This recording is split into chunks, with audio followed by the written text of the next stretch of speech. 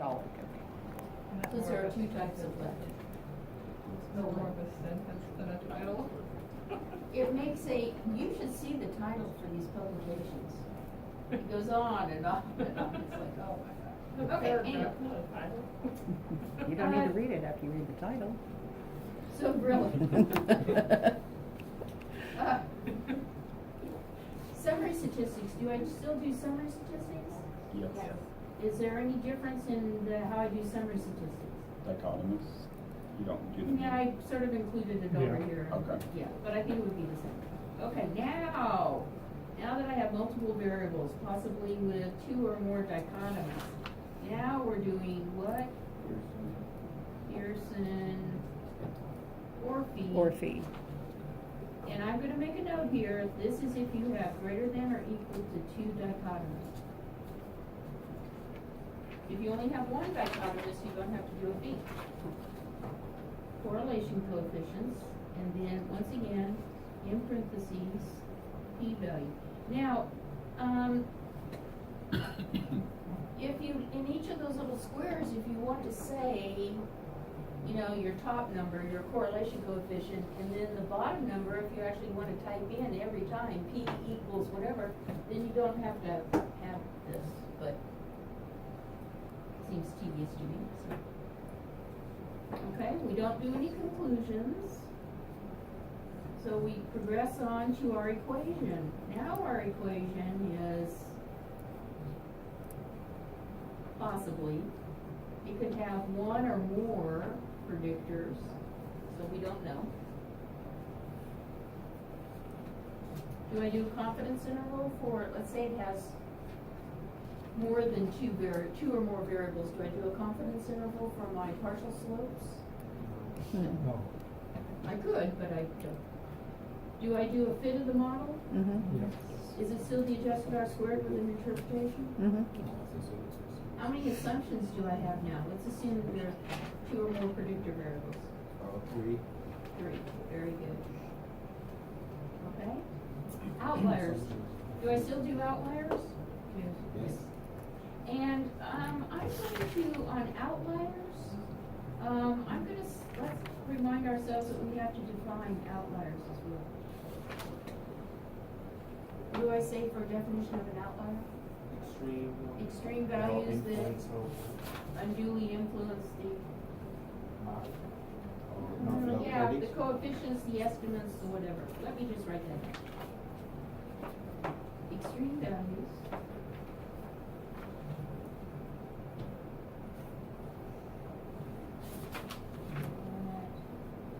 Unduly. Do I need to adjust the paper? Yes. Extreme values that unduly influence the estimates or the coefficients. Coefficients makes it sound,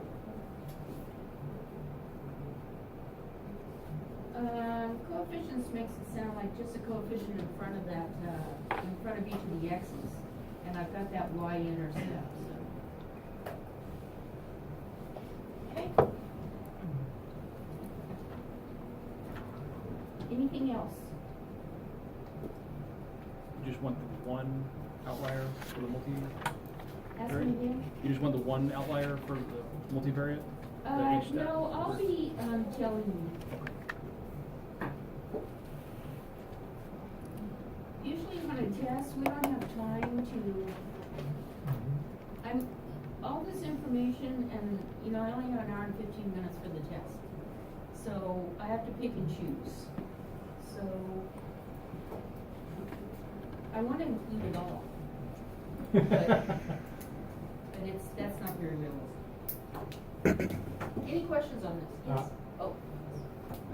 So for those summary statistics, like the homework we just had, there were several variables that were not involved in the problem.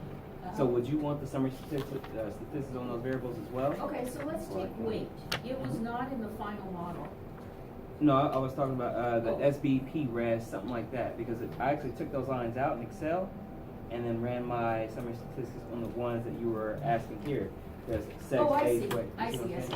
No, only the instructions were to just use those variables. Okay. Out of the, yeah. So even though we were given 8 X values, you only wanted 5, Mhm. okay. Because, on one test, I used different variables than on the other version of the test. So the original, of the 8, I chose different variables for the different versions of the test. But for your homework, I just gave them. Real world scenario, you do the same thing? Real world, you're given 8 variables. You And report- I you used have- all 8. Then you report out on all 8. Okay. I didn't want it to be overwhelming for the test. I have to limit it. But let's go back to my point, not that anybody cares, but in the final model, it only used 2 predictors, total of 3 variables. Summary statistics, though, includes all variables that you were working with from the get-go. Okay. Not listed on the page, but that you were working with.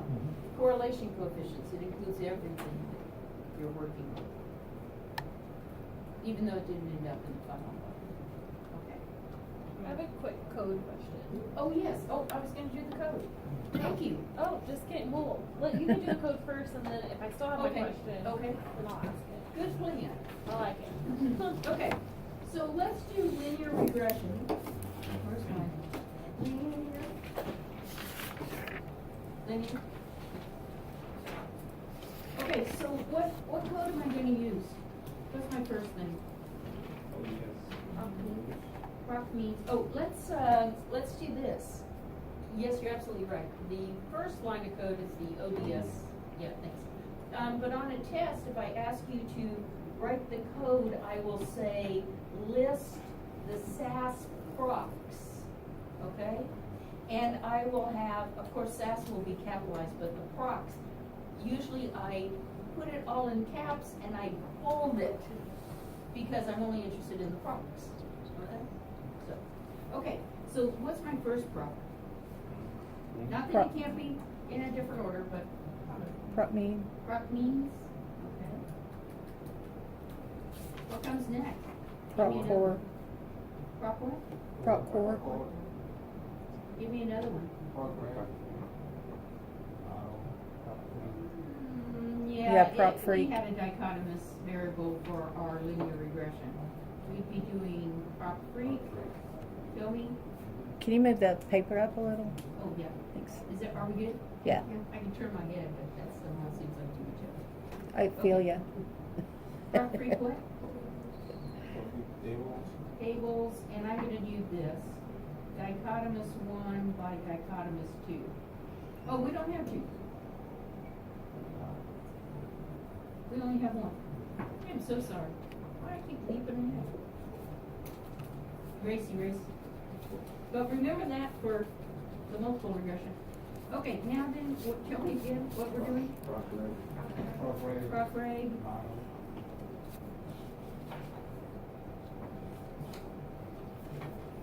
Model what?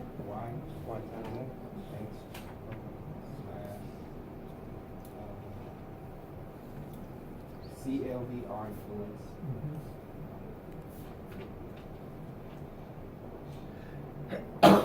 Now, do you guys have written down on your 3x5 card? Well, you guys have written down on your 3x5 card. One of these is for Cooks, one is for the other, something else. So, for example, if you were given SAS output and you were asked to write the SAS code that generated that SAS output, and let's say defits was not listed on that table for your outliers, which one would you use?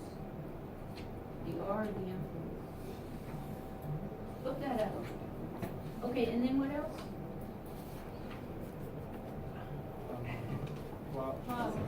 Plot R, oh, Are we gonna do a scatter plot? Y asterisk X, and then tell me the other plot. R period times NPP, nope, that's the next one.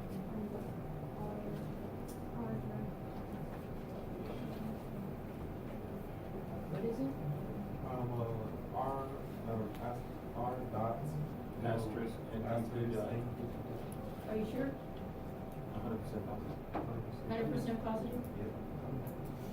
Yeah. Okay, now, it does list out, if you need that little graph that we're getting off of our, for homogeneity of variance assumption, that graph, if you do need a bigger one, it did give you the code, for how to get a big one. Just the P. It's just the R by P, R dot by P. So, I don't remember what page that had. 39. Page 39, thank you very much.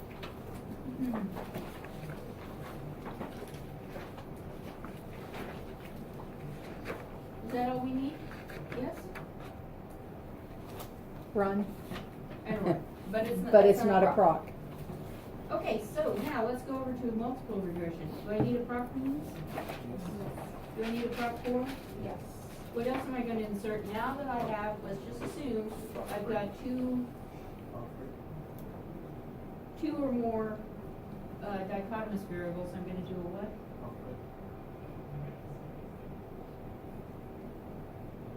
And tables, Table, I'm gonna do D1, asterisk D2, and then what? CHISQ, Yeah, chi-square. yeah.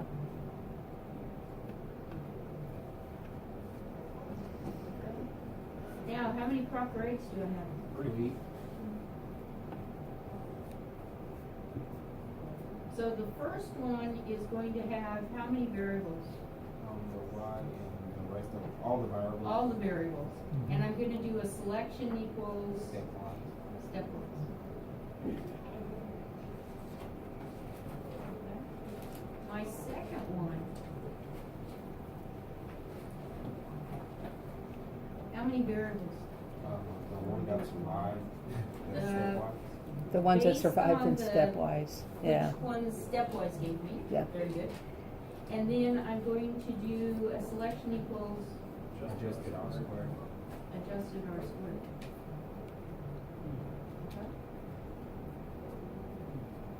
Then my third one, proc rate. What variables? The final one.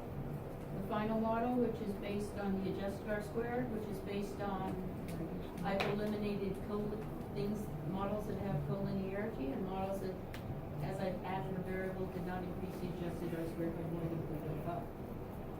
Then on this one, what am I gonna put in? CLBR Do I need a influence. CLB for No, multiple? you don't need nothing. The R and the influence and or, R and or influence, depending upon what I need. Okay, and then which plot? Now, if the result is just, if my final model is just one variable, then I have to do my scatter plot.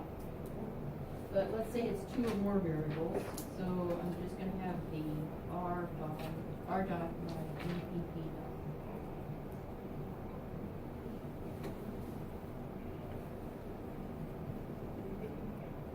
And that's two or more variables? Pardon? The last, code there, that's two or more variables, you said I'm scatter plot? assuming, Okay. Mhm. I'm assuming that, So you said R is for. residual, it's a keyword, a and- reserved word, means residual. And influence is for the. Oh, that R, I'm so sorry, I went down here with R dot. Oh. So this up here, these specify two types of outliers. To get all three that we look at, Cook's, H, and defits, I need both of those. But Mhm. what I'm saying is, if I don't need, I'm just looking at that. Did we need a proc name for multiple? Okay, Cook's is an R option, but the influence is for defits and H. So here's how it works. If there was no, when you look at the output that I provide you on that table where you're determining outliers, if there's no column for Cook's, then you're not gonna put the R. What page? Oh, I'm so sorry, page 38. So do you just include that, so we would do the prop reg and the semicolon, and then we would do the final model, and then we would do another one, and then we just type in R. You do the forward slash, and you Okay. type in R and or influence, depending upon. Okay. Now, if you're just running this on your own, you can put both. Right. But I'm just saying that if on a test, because Right. I'm trying to trip you up, that, oh, I'm sorry, wasn't I supposed to say that? If on a test, it didn't have a Cook's D column, Right. then you would not be putting the R as you were listing off the proxy. I think I was not that, do you remember it, so I was doing this, I Okay. couldn't, I thought the outliers table was just part of the prop Oh, reg no, output. no, you have And to. so I was completely lost, I don't know how to get that, and I was thumbing through this like back and forth, so that's why we're on page that was on. Yeah. Thank you. Uh-huh. Mark, did we need to do a prop? Yes, no. Prop means, yes. Crop means and crop core. Yeah, No, I I made just wanted to little make check sure, so I marks didn't hear there. that, yeah, I didn't hear the surrounding. Oh, the check marks mean I don't wanna write it in. Okay, now you have a question. Yes. Okay. So once you run the first prop reg or prop reg, I mean, Uh-huh. so do you keep that and then just add the second one, or do you delete it and No, replace it with the don't second delete. one? Okay. You so we comment out. just okay. So we just continue to add to it Uh-huh. as we. So I'm gonna turn the page over. Okay. So I'm prop means, prop core, prop free. Here I get to my first prop reg. Yeah. And I've got the selection equals step one. You're not anywhere. I see a little piece of your hand. Okay. Step one, okay? Now, when I get ready to run the second prop reg, I'm gonna go back and comment out my prop means, my prop core, my prop reg. I use a little bookmark.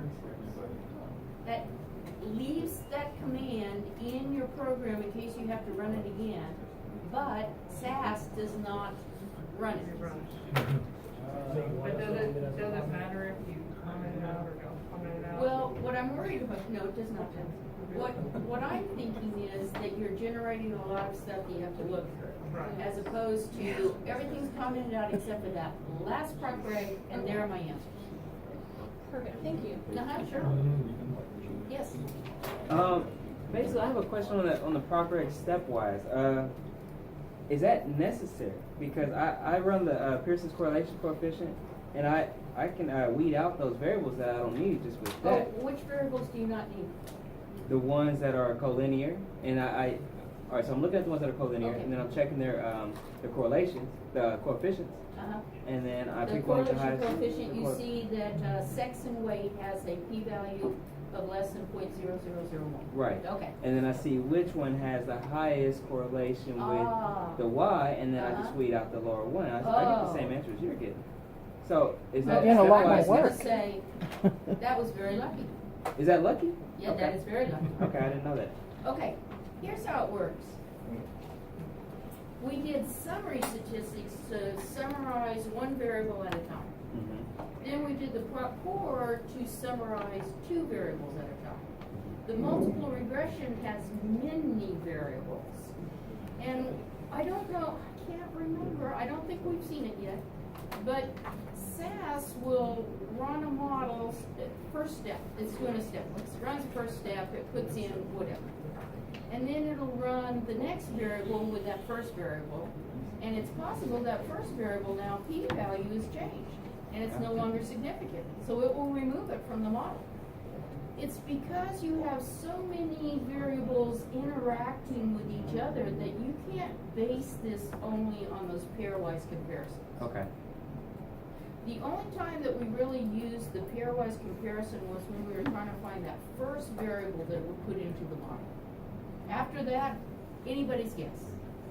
Well, SAS, figures it out for us, but, Okay. does that make sense? That makes sense. I just So- been getting them right on the homework, so I figured that was Yes, and okay. I think part of that is because we're dealing with very simple little problems. Mhm. But that is very faulty thinking as they become more complex. That makes sense. Okay? Thank you. We're gonna let SAS eliminate variables, we're gonna let the adjusted R squared collinearity then eliminate variables, but don't get too eager too quickly. Okay. Okay? Makes sense. Other questions? Yes? About the SAS for multiple regression, I lost the part of step 4. There is a 3, you write. Oh, So 3? there is the 4 outliers or 4 assumptions. That's the assumptions. Assumptions, so, and that means in the SAS for multiple regression, we don't need any outlier. Linearity.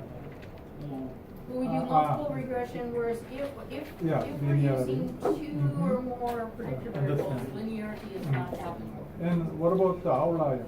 Outliers is The the same. same, okay, got it. Same. Yeah. I'll make a Clear. little check mark here Yeah, for thank you. outliers. Same. Mhm. If we have to, for some unknown reason, have to fill out the Pearson, The table? yeah, Uh-huh. do we have to put the top and bottom number on it? Yes. Okay. You have to know, the researcher has to know what the correlation coefficient is, and then the p-value. So there needs to be for each of those boxes, and remember, only do boxes above or below the diagonal.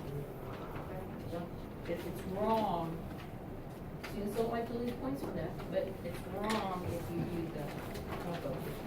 But each box has to have a p-value. And p-values in parentheses. I like parentheses instead of writing, but you can write P equals, and then you don't have to do the, I'm down with parentheses. yeah,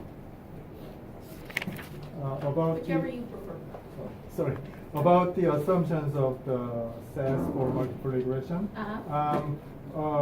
For the one of the assumption, the error term assumption is independence. Right. I think the leading thing is the reason, because on our homework today, Uh-huh. there was no chosen method, randomly selected. There was no such expression. So I just put in there the Oh. leading thing. Well, at this point, you're right, it didn't say anything in Yeah, yeah. in the Just- problem that they were randomly selected. They could have all been, all of those, how many were there, 170? 177.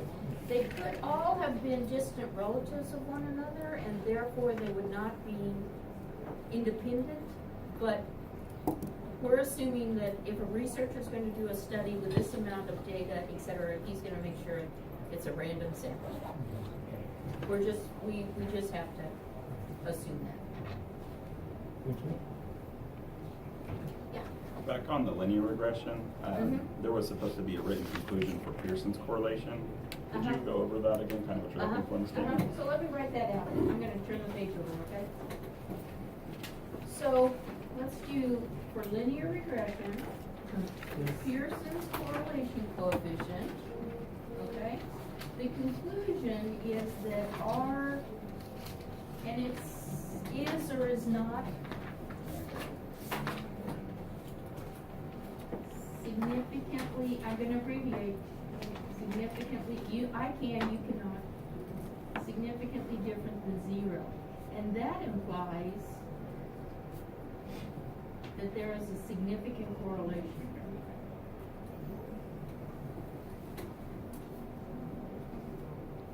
Thank you. Now, somewhere up here, you've already said what R is, and you've already given a p-value. Mhm. So.